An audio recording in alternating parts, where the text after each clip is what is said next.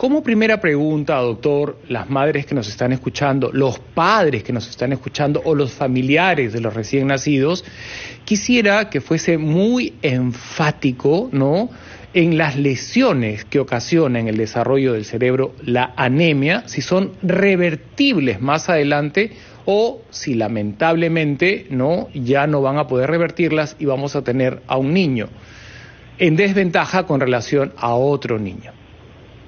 Ok, eso ya está demostrado en múltiples estudios, la influencia que tiene el hierro como un factor importante en el desarrollo neurológico de nuestros niños. Ese desarrollo incluso se da desde la etapa fetal. Quiere decir que ya una madre gestante de por sí debería tener un consumo adecuado de hierro, incluso previo a la programación de su embarazo. Esto es importante porque también a su vez tenemos muchas a veces adolescentes con problemas de anemia. Entonces ya de por sí ese niño que está en el vientre materno ya viene con cierta deficiencia. Y recordemos que ese desarrollo se da desde la etapa que está en la barriguita de la mamá.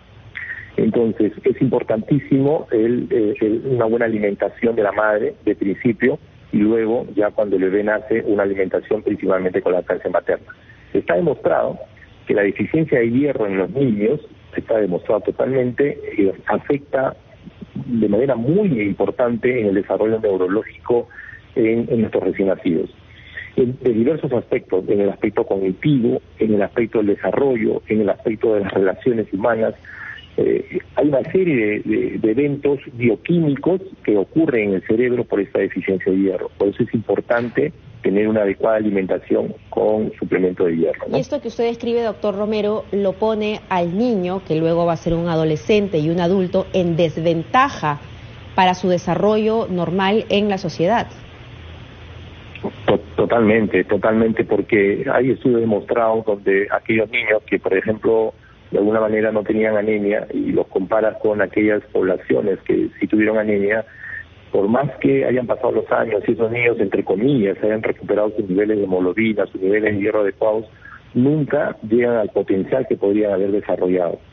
Esto es importante porque a veces tenemos ya niños, por decir, de 8, 9, 10 años que de repente en este momento no tienen anemia, pero sí la tuvieron en épocas muy, muy críticas como la que acabas de mencionar entre el recién nacido y los 35, 36 meses. Si en esos momentos hubo una anemia importante, una deficiencia de hierro, esto va a traer de todas maneras una secuela en el largo tiempo, ¿no? Doctor, se encienden nuestras alertas cuando usted menciona que una madre adolescente, siendo joven y luciendo saludable, ¿no?, con buen peso, puede estar anémica. Nos hace pensar que es silencioso y que la madre cree que está bien, no tiene síntomas y de pronto tiene anemia, ¿no?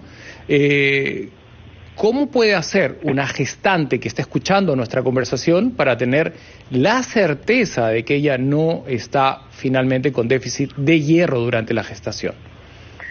Por eso lo importante, Mauricio, es los controles prenatales, ¿no? Por eso se han creado esos controles periódicos, que deben ser por lo menos 7 controles durante el embarazo. En esos controles se detectará si la madre tiene o no tiene deficiencia de hierro. Y prácticamente ya eso está establecido, de que toda madre en etapa del embarazo, ella ya recibe de por sí ácido fólico, incluso previo al embarazo ya debería estar consumiendo ácido fólico y hierro para prevenir no solamente la anemia, sino algunos otros efectos que también pueden traer la deficiencia de ácido fólico en las madres, ¿no? Ya prácticamente es una norma establecida que cuando va una madre por primera vez al primer mes de control de un embarazo, de inmediato empieza a tomar ácido fólico y hierro desde esa primera etapa, ¿no? Justamente para prevenir estos dos problemas. Uno, la anemia, y el otro son problemas neurológicos, pero desde el punto de vista quirúrgicos, que también traen como consecuencia la deficiencia de ácido fólico, ¿no? Por eso es importantísimo los controles prenatales en nuestras madres gestantes, no solamente en las adolescentes, sí, en todas. Lamentablemente, doctor, la pandemia ha hecho que muchos procesos se detengan. Y yo le voy a pedir tras la pausa que nos dé consejos a las madres gestantes y a las que acaban de dar a luz también, qué es lo que deben hacer, que teniendo lo que tengan a la mano, ¿no?, para que puedan ellas alimentarse mejor, para que puedan alimentar mejor a sus hijos, porque entiendo que hay muchas que no han ido a sus chequeos prenatales. e inclusive en algunos lugares en ciertos momentos se ha detenido, ¿no?, estas campañas en donde les ofrecían polvitos y suplementos. Vamos a hablar de eso tras la pausa con el doctor Alberto Romero. Nosotros continuamos conversando con el doctor Alberto Romero, médico pediatra y director del Instituto Nacional de Salud del Niño de Breña. Doctor, acá hay una data muy interesante que nos dice que de alguna manera estas políticas de salud que se han estado implementando en los últimos años han sido positivas, es decir, en el 2015... si hablamos de esta población de niños entre 6 a 35 meses con anemia, esto sumaba 43.5% y en el 2019 había bajado a 40.1%, lento pero seguro, ¿no? Había una tendencia. En el 2020 todo se ha detenido, es como si todo se hubiese congelado, quedamos en el 40% y siendo la mayoría de niños los que habitan en el área rural. Conociendo estas cifras, estas estadísticas y sabiendo las madres de familia a lo que condenamos a nuestros hijos si es que permitimos, y el Estado, por supuesto, también permite que los niños sufran de anemia, ¿qué es lo que podemos hacer que esté al alcance de nuestras manos, pensando en aquellas que no tienen muchas posibilidades económicas? Ok, hay cosas sencillas que están al alcance de nuestra mano. Por ejemplo, la lactancia materna. Es fundamental que el recién nacido reciba lactancia materna. El niño que recibe lactancia materna es menos la cantidad, menor la posibilidad de tener anemia por deficiencia de hierro. Puede existirla, pero es mínima. Por eso es importante. Eso no nos cuesta dinero, no implica mayor gasto, entonces hay que concientizar a todas nuestras madres, recalcar la importancia de la lactancia materna. En segundo lugar es una alimentación que contenga alimentos ricos en hierro. Y hay alimentos ricos en hierro que no son necesariamente caros. Por ejemplo, el hígado, el vaso, que son relativamente baratos y tienen una concentración alta de hierro.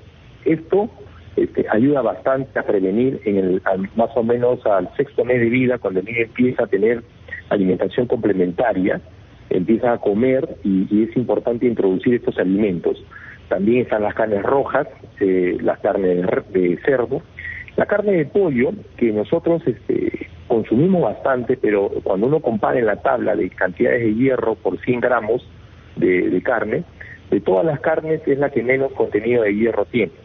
Entonces, y muchas veces, si ustedes recuerdan a sus hijitos cuando le dieron de comer a los 6 meses, mucho la mamá enfatiza la alimentación en base al pollo. La patita de pollo, por ejemplo. Sí, y resulta que el pollo, dentro de todas las carnes, es la que menos contenido de hierro tiene. Entonces, hay que más bien cambiar esos hábitos, enseñar que el consumo del hígado, el consumo de la sangrecita, del vaso, tienen mayor cantidad de hierro, la carne de res, la carne de cerdo, etcétera, ¿no? Uh-huh. Eso yo creo que son medidas importantes y conocer que nuestros niños a partir del 6º mes ya deben de comer. Ahí también viene el otro punto, ¿no? Es mucho tema de educación.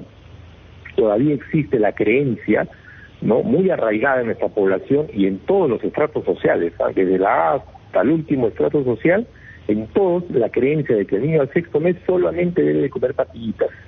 Entonces lo tienen a punta de pastillitas, de puras frutitas, verduritas, que está bien. La alimentación del niño tiene que ser variada y dentro de esa variación tiene que estar el hierro a través de la ingesta de estas carnes, como les decía, de hígado, de res, de cerdo, de sangrecita.